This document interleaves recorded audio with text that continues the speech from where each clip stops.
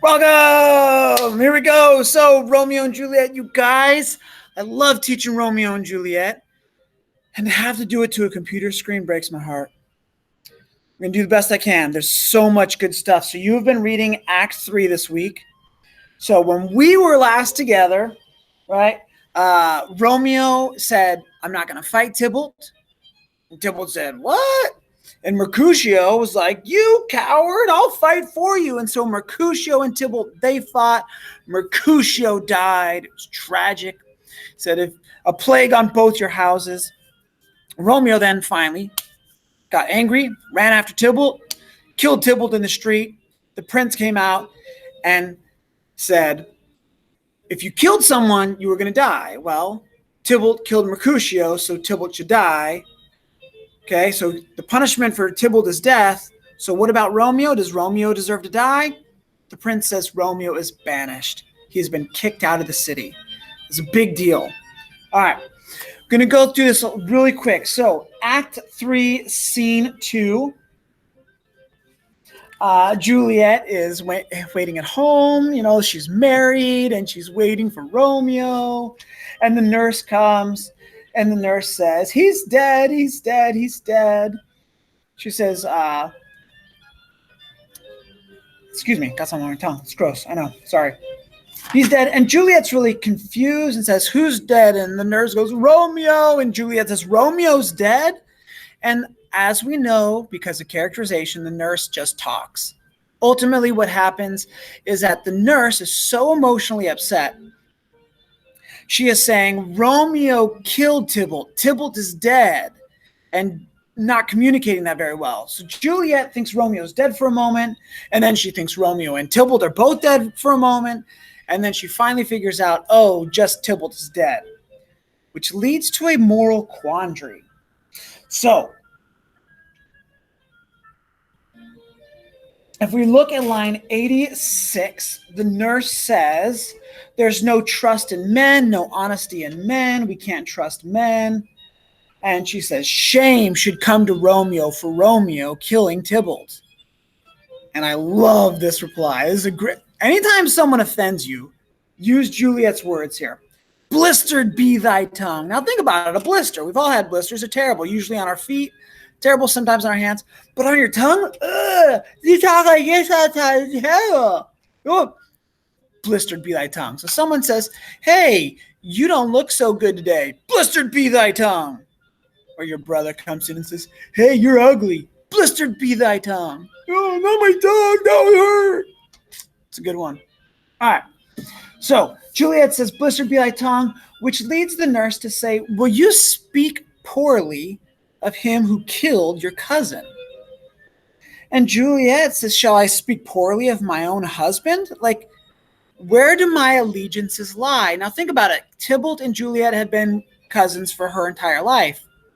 She's known Romeo for a few days, right? She's been married for hours.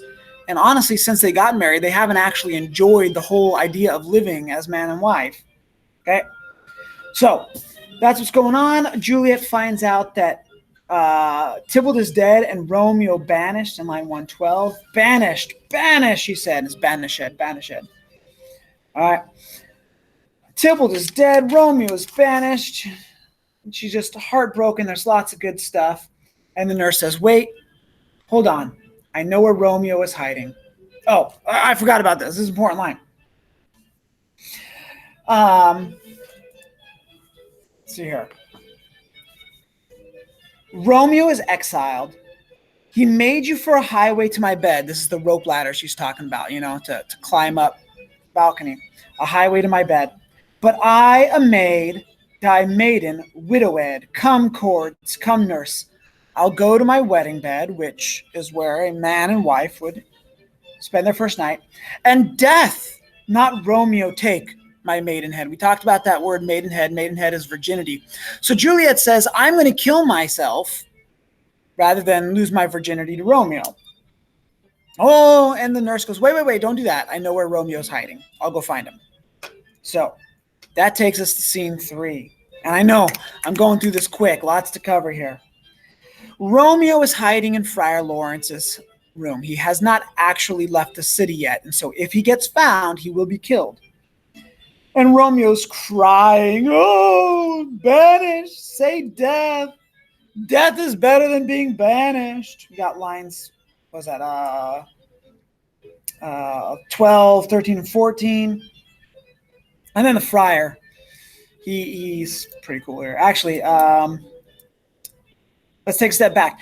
Line 22, Romeo says, thou cutt'st my head off with a golden axe and smilest upon the stroke that murders me.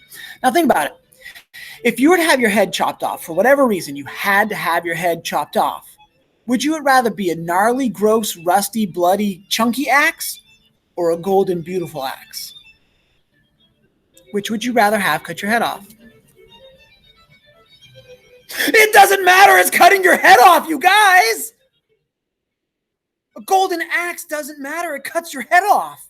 And Romeo says, you're using this word banished as if it's this beautiful thing, but it's still death to me. Banished, death, they're the same. You're cutting my head off with a golden axe. It doesn't matter. My life is over. I can't be with Juliet. He goes on line 40. He says, even flies, which is pretty gross. I don't know why his mind goes here. Even flies get to be with Juliet, and yet I cannot be with Juliet. All right. The friar says, man, you are acting like a girl. Your tears have made you effeminate. All right. The nurse shows up. The nurse says, Juliet is really sad. She's heartbroken. In your textbook on page 436, there's a tiny little typo. It should be line 90, 91, 92, 93. Romeo should be in bold black. So don't get confused there. The nurse speaks and then Romeo speaks. It's a little typo. All right. Juliet's upset. Friar. Line 112. Romeo says, as if that name shot from the deadly level of a gun did murder her, as the name's cursed hand murdered her kinsman. Oh, tell me, friar, tell me, in what vile part of this anatomy doth my name lodge? Tell me that I may sack the hateful mansion. Now, we've talked about this. What's in a name? A rose by any other name would smell as sweet. And Romeo says, tell me where my name is that I can cut it outside of me. Get it out of this mansion, this home where it lives. I want to cut out my name. And so he's literally got a knife, and he's about ready to stab it into himself, and the friar catches his arm and says, hold your desperate hand. You a man? You look like a man, but you're crying like a girl. You're acting like a wild beast. Okay? He says, look, you've been banished. This is good news. You are not dead. Lines 135. He says, I have a plan. Okay? Nope, it's here. Juliet's alive, and you were nearly dead because you should be killed, but you're also alive. You should be happy. Tybalt would have killed you, but you killed Tybalt. There, you should be happy. The law threatened death, but gave you banishment and became your friend. You should be happy. A pack of blessings are on your back. Things are good, Romeo, he says. All right.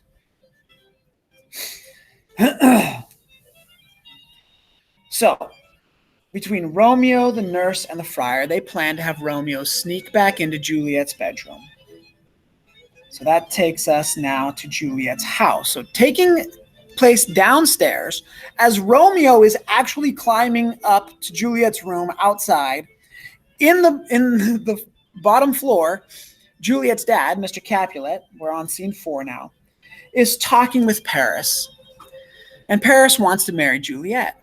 And they're saying, oh, man, this is really bad timing. Paris says, these sad times have had no chance for me to really date her and win her love.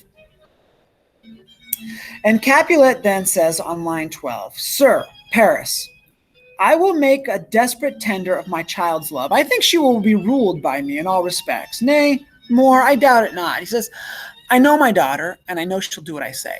And so I'm going to tell her what to do. So, how about you get married on Monday?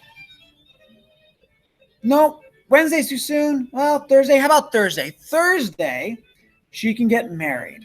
Okay, will you be ready? You want to get married on Thursday, Paris? And the point is, if we have a wedding, it will make things happy because they're sad because of the death. All right? All right, so bottom line is this. Scene 4, Juliet's dad says Juliet will marry Paris. Now, girls, here's the thing. In this time, you were kind of her property, and you had to do what your father said, and Juliet would not have a whole lot of choice here. She goes, no, I don't like Paris. She wouldn't really have that option, which is why she gets into trouble in a little bit. All right, scene 5 is the love scene. Romeo and Juliet, they wake up, they're together, and they're happy. The problem is it's very early in the morning and everyone's going to wake up and someone's going to come and find Romeo and they're going to kill him. So Juliet wakes up and says, you got to go. And Romeo goes, no, I don't need to go. I should stay. And Juliet goes, oh, you should stay. And Romeo goes, I got to go. And it's kind of this funny back and forth banter. All right. Romeo climbs down. And I think it's so odd. But Juliet says, if I can find it here real quick.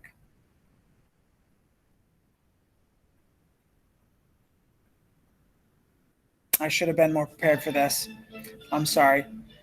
All right. Juliet says, oh, fortune, fortune, all men call thee fickle. So again, there's that idea about fortune and fate having power on their lives.